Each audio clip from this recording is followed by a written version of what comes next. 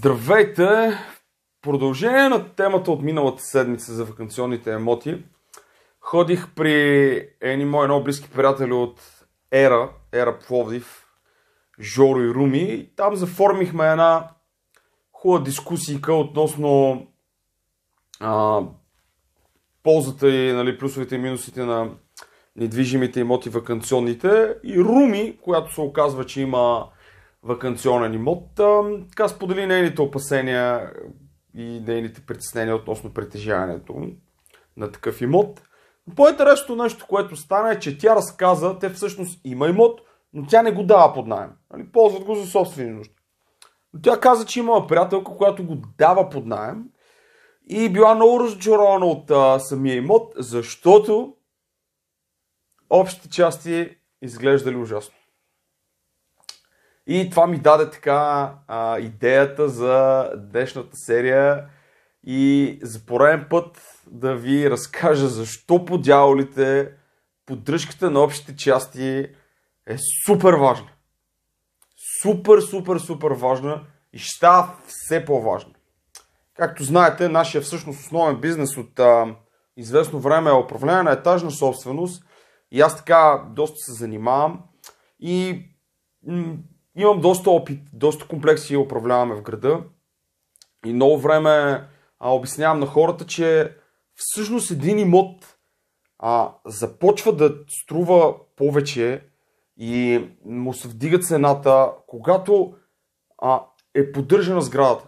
Сега представете си, купувате си един имот.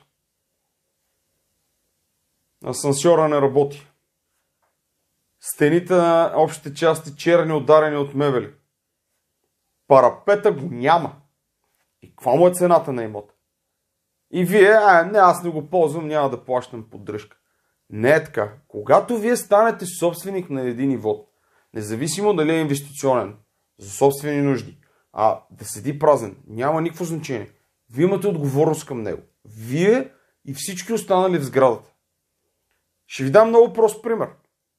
Моят кум, както ви казах миналата седмица, си е купил такъв имот ваканционен и се оказва, че сградата, която е купен имота, я поддържаме ние.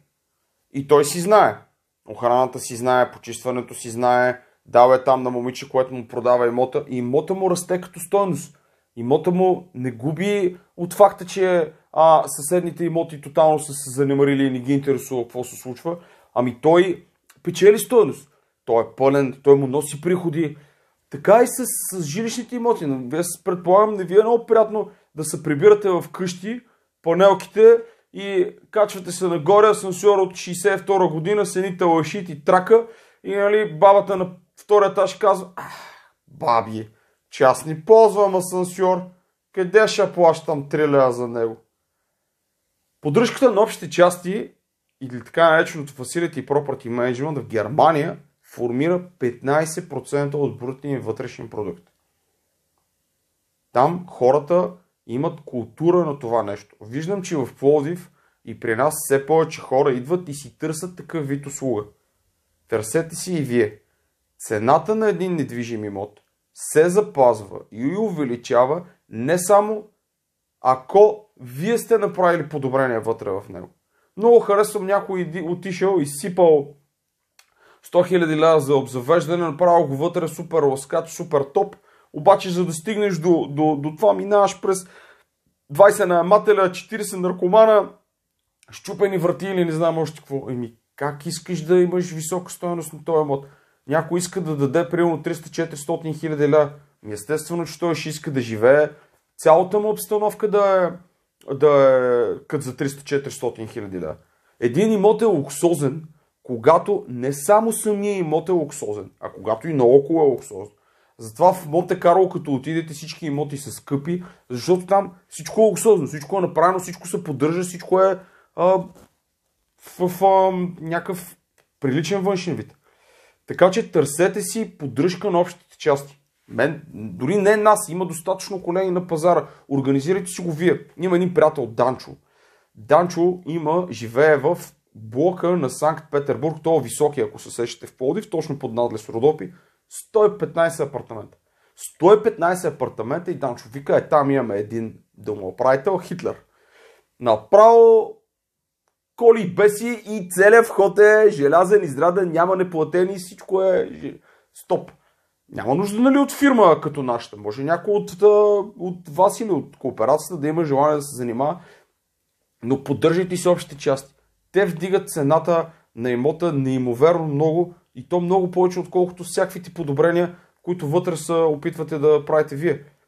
Затова в момента най-скъпите имоти са в комплекси от затворен тип. Там имаш градинка, паркче, паркингче, има къде да си пуснеш детето.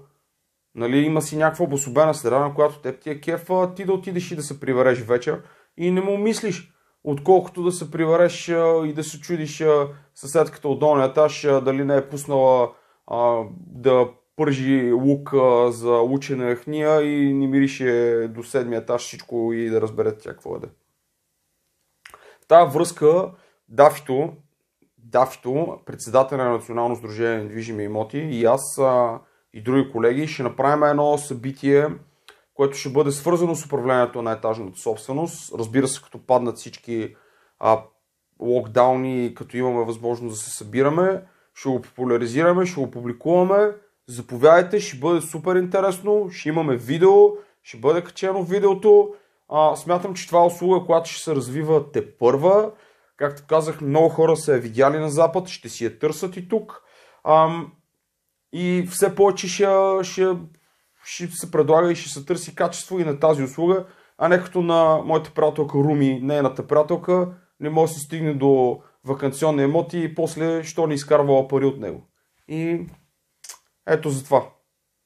Това е от мен за днес. Продължайте да гледате Миро в света на имотите, продължайте да ми се обаждате и да пишете коментари, много им се кефя, дават ми така тема за бъдещи видеа и добре дошла на пролета.